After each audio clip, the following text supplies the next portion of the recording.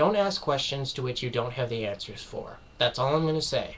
This review actually caught me by the seat of my pants. I didn't even see it coming. I didn't see myself doing it at all until I looked down and decided, what the hell? So we're here. Once again, we are back doing one of the Unspoken series, and I'd like to talk to you a little bit about the past. A long time ago, well, not that long ago, I mean, I'm making it sound like it's ridiculously long ago, but there was a company called Rare, or Raresoft, responsible for such games as Perfect Dark, Donkey Kong, Conker's Bad Fur Day, stuff like that. They were bought out by Microsoft, and they produced such remakes as they did remakes to Conkers, they did remakes to Perfect Dark, to what else? Banjo-Kazooie, and yeah, basically every one of the major franchises that Rare did has gotten a bit of an upgrade thanks to Microsoft. Except for one. And that, ladies and gentlemen, I now present to you the next member of the Unspoken series, Jet Force Gemini. This game is incredibly unreprised, for my opinion, because every time I end up bringing up and mention either an online forum or in actual conversation, either nobody has heard of it or nobody has a positive opinion of it. So, that's why we have decided to come here today. Jet Force Gemini basically takes place in a futuristic setting whereby you take the place of three characters, Juno, Vila, and Lupus, all three characters who are particularly related.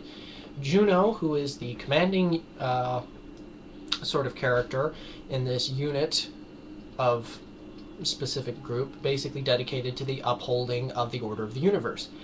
Juno, he is the commander-in-chief. He wears full body armor and is capable of surviving in incredibly hot temperatures. Vila, his twin sister, who has an incredibly facetious hairstyle, and according to what I've read from the character blogs, is incredibly violent, is also capable of swimming.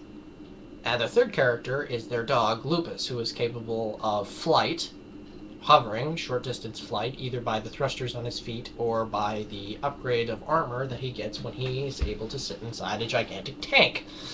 Now, this game is particularly noted to be very amusing to me because, let's face it, guns that create either a lot of ammo over a very short amount of time, i.e. the machine gun or the plasma shotgun, or incredible amounts of explosions like the cluster bombs or the tri-rocket launcher, that plus bugs that explode violently and a spray of goo everywhere.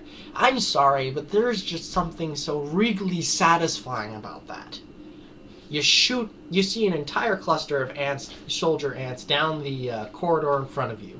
You pull out your tri-rocket launcher. You let off a couple of rounds, and the whole thing just gets covered in blood and guts and goo and body parts flying everywhere.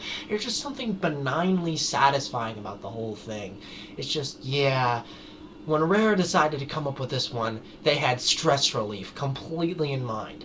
And then, of course, they decided to take that whole thing, and then they throw the bosses at you, which are criminally frustrating as far as difficulty goes. It creates a perfect blend of simplistic gameplay, relatively varying amounts of difficulty, and a very nicely done storyline, when the factor that once you get out of the main cinematic at the start, there practically is no storyline, save for the bits of cinematics you see here and there. Other than the fact that you got this tyrant Mizar who's trying to take over the world and rule this small underlying group of these tiny bear-like individuals called tribals. It's interesting. I don't know. I don't know what Rare was smoking when they came up with this idea, but guys, Microsoft, you gotta get the lead out of your ass and get the Rare guys that you have under your payroll now smoking that stuff again. They gotta remake Jet Force Gemini. Please, somebody listen to me. Anyways, that should be enough of that. I'm not going to take too much risk in making this too long because YouTube might be cutting my videos game. So, Jet Force Gemini for the N64. If you have it, play it. If you don't, get an N64 and get ready to spread the walls of the nearest area in bug paint. Okay? Have fun. Long live the system. This is Jet Force Gemini with the Unspoken series. Falzy, tuning out.